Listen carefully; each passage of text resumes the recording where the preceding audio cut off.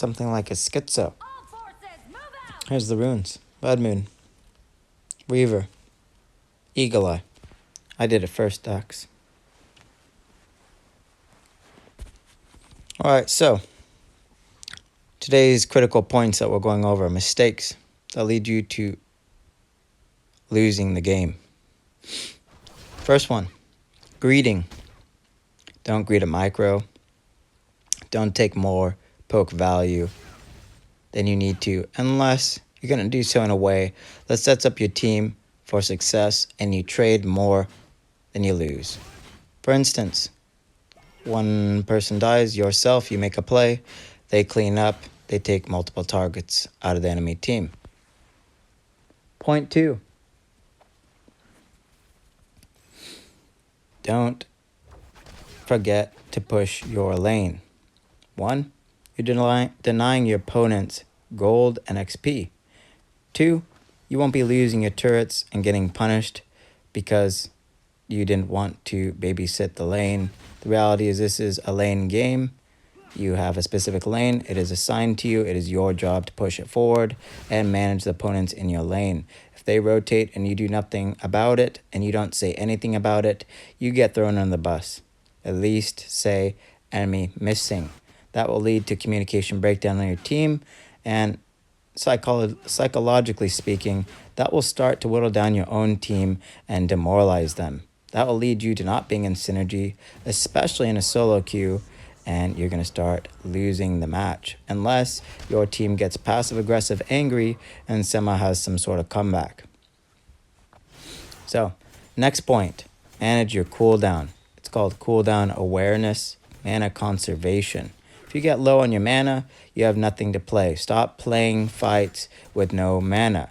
Tell your team to retreat, go back, come back. It's only 15 to 20 seconds to come back to lane from a recall without a teleporter. It takes about 15 seconds for those starting minions to come back to lane.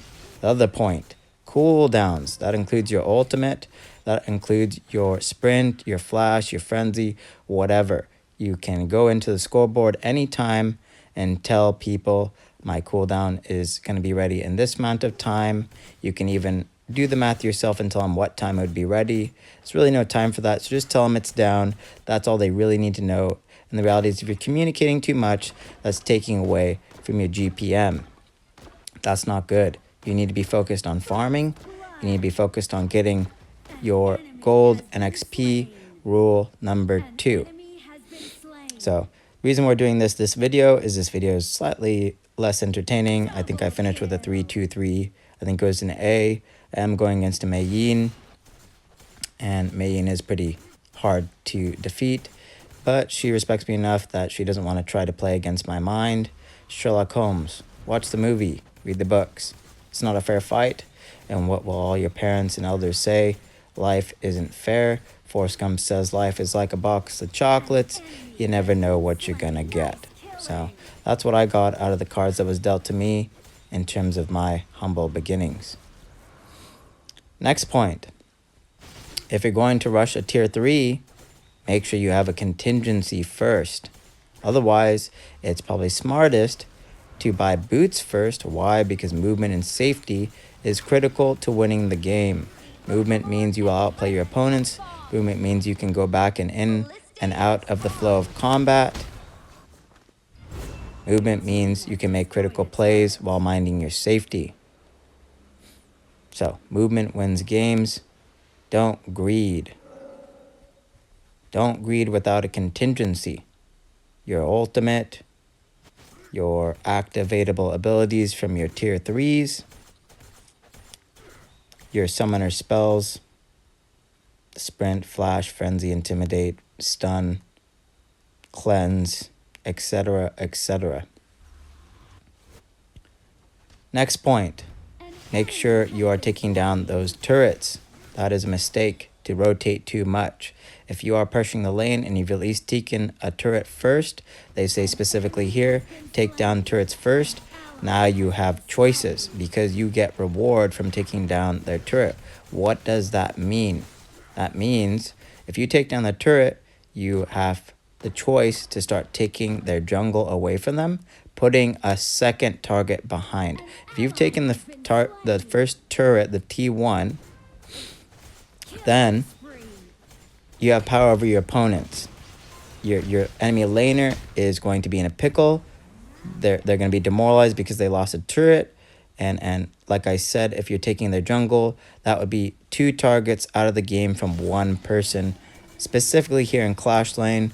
But the reality is if you're doing that in the bot lane, that's 2 targets that are in trouble. If you're doing it in the mid lane, that's another target in trouble. And the third thing about that is you now have the freedom to rotate, to take the Overlord, the Tyrant, and you can also go rotate to start the bully team fight aspect of the game. What does that mean? That means after you pushed up and you got said babysitter and you took some of the jungler's gold, you can start forcing fights, going all in, full aggro, setting up your team for success, diving them, prioritizing squishy targets, and saving the tanks for last. So what is that going to look like? I push up my lane to the turret. I start looking if I can counter jungle, taking any gold starting with their buffs. Looking to see if I can snag a free Tyrant or Overlord while they're not paying attention because they're babysitting a lane, which means I have eyes on all my opponents before I attempt to do that. And making force fight critical plays that will benefit the team, starting with your ultimate or your CC to lay up the fight that other people can take advantage of, and we can go all in and clap them.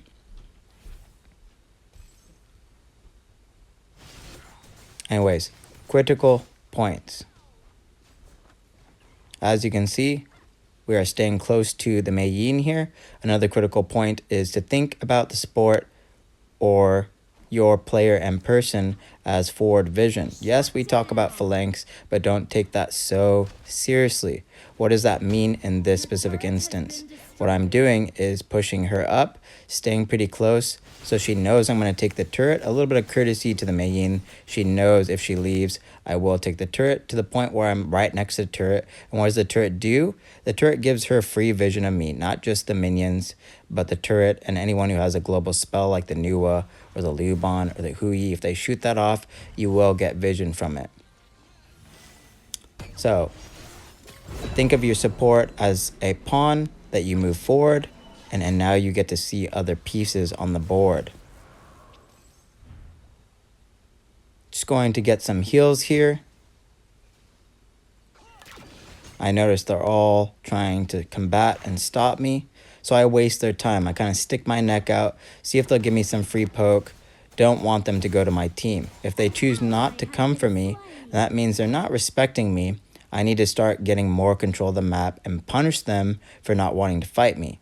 Now, in that regards, it's like Sam the Dude YouTube. They're trolling me. They know I'm better, and they don't want to give it to me. Well, the reality is, Gary Chan, when you go against someone who's better than you, eventually there's going to be a time where you need to fight, and you can either go out with honor, or you can choose to troll and be annoying, and then pretend you're better than someone, and then you can find out in a rude awakening that's going to be bad for you. It's going to make things only worse. Why? Because you think you're better than them. That's not going to help your psyche out at all. You're going to only set yourself up to be further demoralized. So how do we address that? Well, you realize someone is better than you. You still fight it out, and you be a good person, and you admit they're better than you. Okay? There's no reason to be butthurt or salty because someone else had a better experience in lane this instance of game than you.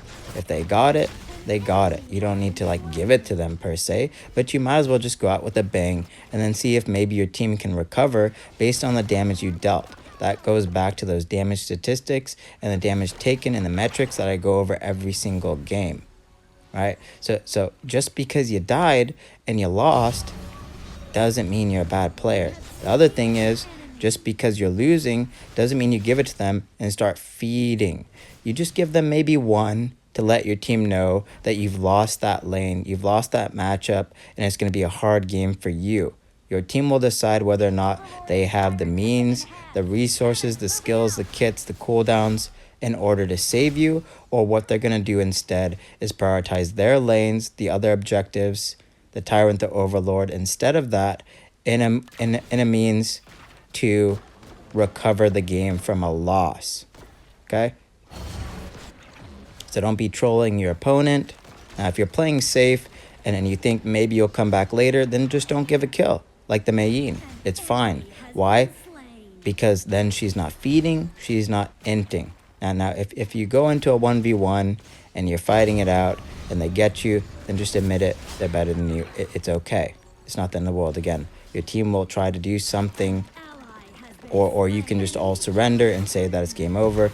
That's seldom going to happen until all the lanes have lost, and then maybe you surrender. But the reality is even those games are recoverable when you have the experience and know what you're doing.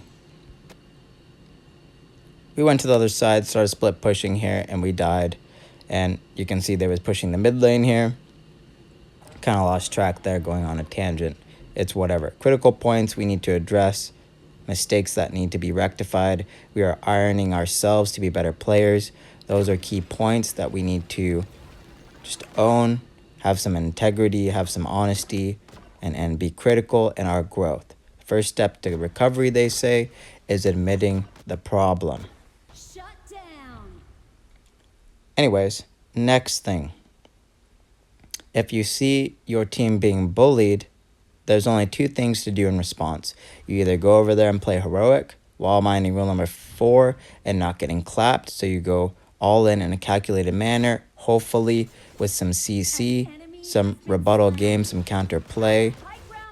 Set them up to get out, do some damage, pull the aggro, let them know that you're aggressive, and maybe the team will back off, or perhaps you get a kill. The other choice you have is to go pressure a different lane, and what that will do is it'll give you value in getting a babysitter, or the whole team might need to respond to that. Like in this instance, you can see Chano's coming in to try to stop me. That buys pressure from the team. I got a person on death timers. Those death timers get long as the game progresses. It's only 12 minutes, but Chano's out for a whole 30 seconds. My team gets an abundance of breathing room. We can recontrol the map. If they were losing, that means they could come back and start getting some gold, some farm, maybe get some XP, obviously, as that's included, and maybe they'll have a fighting chance. So those are the two choices if you notice your team is being bullied. We do not want to allow bullying to happen. That goes to if the jungler is being attacked in the beginning of the game, you need to keep your eyes on the map. Notice you made a fatal error crossing me. The jungler is the referee or the police in perfect analogy. He's being the referee, the judge. If he sees people being bullied or someone needs help, it's his job to not only get the Tyrant Overlord, but it is also his job to counter bullying. So what does that look like? If he's being attacked at his red or blue buff, and you are quick to respond, say he's at his red buff and you're the mid lane, or his blue buff and you're the closest one to respond, you go over there, you go full aggro, you mind your safety in case they might dive you or respond in a manner that will save him and hopefully acquire the buff. Now, there's one instance where that's not going to work out. That instance is if you greet it, you play incorrectly, and they still kill you and take the jungle buff. So with that being said, you need to know the limitations of your kit, your build, and know when you have power spikes, whether that be early, mid, late game. Certain champions are stronger early, some are stronger mid, some are stronger late in the game, and some are pretty strong all game if you really know how to build. Builds are pretty essential to understanding your power spikes. It's like, for instance, the Savant, it gives you all that extra scaling in the AP. I forget the statistic here, but every additional AP item gives you more scaling. Buying that is huge because every single time you get an AP item, you're going to get a power spike. That's one of those items that will keep you strong for the whole duration of the game. You could pair that with one of those tomes. It has the highest AP in the game, and you're going to get absurd power. If the enemy team does not build that and you do, you will have more damage over them than they will ever have over you. Now that goes back to damage wins games. So pick and choose wisely. Again, I'll probably create a tier list as I have almost all the build components. So I will go into making a tier list so you can see the best items. And then I will work on getting more champions with builds and videos so you can see how I approach the path to the mountain with each and every champion in the game or games. Obviously, we're at HoK right now, so that's what we're going to be focusing on. Again, critical steps in order to combat mistakes to make you evolve so you can win those games. If you need to, rewatch this video. There was a lot of stuff. It's kind of overwhelming, but they're all rudimentary, basic. So these are things you just need to iron out in your own games and realize that perfection is the only way to the top. Checkmate. So with that being said, GGWP, I can see all these builds are meta. I can't say any of this is garbage or troll. Everybody did their part in terms of competency in the build on their kits. No one was necessarily trash or anything like that. That being said, just briefly looking over the builds, Overlord's Might, that first tier 3 on the Minion, is the highest 80 damage in the game. It also has a unique effect where if they get below a certain amount of health, you get increased amount of damage. I think it's like below 50 or 40, so don't quote me on that. Correct me if I'm wrong. You will have absurdly extra damage. So think about that when you're playing AD. Overlord's Might is extremely powerful. It basically acts as an execution mechanic because when they get that low, you get that buff in your damage output, and it's much easier to cleanly kill them off. So with that being said, if you're having trouble getting kills and you're playing an AD champion or hero, then maybe Overlord's Might be a good choice for you. Now the other thing is if you're playing a fighter, Succubus or Long Night Guardian that I have at the end there, the Blood Rage I have, that Life Claw looking thing, those are 3 choices to really combat an AP damage dealer. Succubus gives you that unique passive shield on a cooldown. The Long Night Guardian will take the damage and restore your health. The Blood Rage is activatable. You just tap it. That's what I mean by activatable.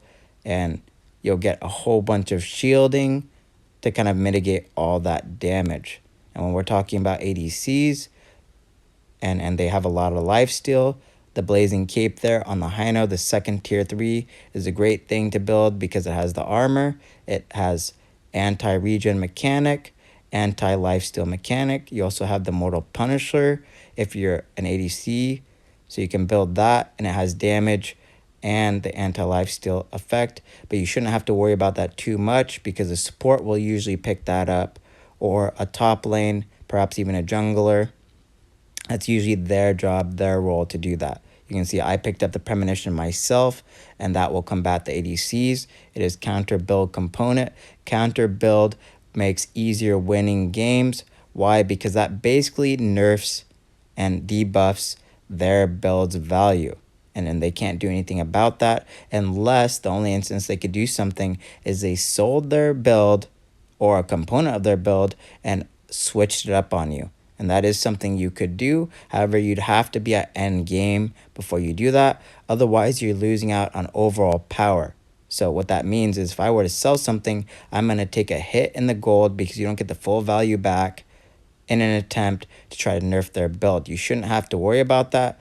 But if it's a really close match and you're already at full build and you already have a few thousand gold, then you could sell something at that point, not take a hit to your build, and then still try to be a benefit to the team. You probably more often than not will not need to worry about that, but there's some instances perhaps where you might need that. So don't take that one so seriously. It's a choice. You can see there on the ADC on our side, forgive me, I don't know his name. He did have a Mortal Punisher. So that's really affecting their Reaver, the runes that give you that 1.6 per each Arcana, correction, technicality, on the lifesteal. You get 16% on the Reaver with all 10 of the Arcana, and now he's cutting into that. So you can look at that item, and you'll see that value. So another thing is that Serpent Cobra thing that has anti-lifesteal as well. Mask of Agony is also a great counter build option. Why? Because it does AP damage and it does percentage health damage to the tanks. So if someone is tanky and they're building a whole bunch of health items, building that Mask of Agony, you'll see that a lot on the Princess Frost, the Frost Mage in the mid lane. You'll notice that you start doing chunk damage to your enemies who are tanky. So that's a few of those components there. That doesn't mean you need to build a defensive item on these glass cannon hyper carries or damage dealers. That's usually something that the pros will do at the very end. Why? Because they still need to do their job. Their role on the team is damage, so that's why they're building damage items. So if you have any questions on that, let me know. If you don't know how to build something, check these builds and all these videos. Again, I'll tell you, these builds are good. They are meta, and the meta is subject to change. Why? Because we're always evolving as players. The pros aren't always playing the same things. Some things you think are powerful are old things from past seasons. The reality is I'm staying up to date. I'm checking my T's, dotting my I's. So with that being said, we'll head to the metrics here. Again, looking for people doing their job and kind of applauding them for going above and beyond. You can see the Kong Ming here with 26% damage. Really did their job, killing people, doing that poke damage, setting people up for success. Same thing with our ADC MVPS, 33%. Also had 25% of the damage taken. Why? Because if you look here, in the overview, he did not have defensive mechanics. How did he get that damage taken stat? The answer to that question is he had Reaver, he had Lifesteal on the Doomsday. He may or may not have the Reaver, but he definitely had the Doomsday with 20%. And the reality is, if you have a hyper carry who does that much lifesteal, you're going to be sustaining the fight and still doing damage. You're winning both the damage taken stat and the damage dealt stat in one build. So really good call out for this Hollow King on his ADC pick. Going back to the metrics here. Really good stuff on the Dahlia with 30% damage taken, 26 on the Hino. Again, very broken stuff. That tier list is updated. They are both on broken. Dahlia has the refresh on the ultimate. Hino has absurdly good revivability on his ult, and he basically gets to teleport all the way back to his ray trace, basically global depending on where he sets it down. The other component here is look at the Lubon with 29%, really high damage. And if you compare and contrast the build, she did have a Blood Weeper, but the reality is Doomsday, I believe, and you can correct me if I'm wrong, I believe I checked it before unless it was changed since then. Doomsday has a higher lifesteal than the Blood Weeper. It's still a good choice, but Doomsday is meta right now, especially with the Spark Forge. And then again, I was always running Spark Forge, the Ripper for Movement Wins Games, and the Doomsday. So that hasn't really changed in Season 6. Anyways, back to the metrics again. We can just conclude this game with the end game rule number 3, the turret objectives and the Tyrant Overlord. As you can see here, we are the red team, so let's not be confused with that. Sometimes I get confused. We had 8 turrets, 2 overlords, 1 tyrant. They had 1 turret, 1 tyrant, 1 overlord. Again, it was kind of a landslide with 20 to 10. Again, sometimes that happens. You can see there with the gold, we had 8 to 9,000 above them. So with that being said, guys, that's some big mistakes and critical things that can help you to sharpening yourselves and your gaming lives here in HoK, Honor of Kings. So be sure to analyze, evolve, win, check the tier list. I'm updating it daily right now because I'm watching esports games and kind of tweaking a few things. And that'll be at the beginning of every video. The other thing is check that description for the 5 rules and bear that in mind when you're gaming and when you're watching my videos. So maybe before you watch a video, check the description first. Get those rules fresh in your mind so that way you're connecting the dots to what I say to the rules, so that synergizes perfectly in your brain, and you're going to understand and you're going to evolve as a player. Again, I do teach the pros. That is the reality. They're always watching me, watching everything I'm cooking, watching everything I do, trying to understand everything I do, because I am just changing all the time. Do not be complacent. Do not be ignorant. The last thing here is check the steps for gaming success. Those are 3 things that you can do in any game, anywhere, anytime, and you can apply those to your real life, in your academics, in your job, to be successful everywhere. With that being said, we will conclude this video. Have a good day or night, and I will catch you in the next one. Bye.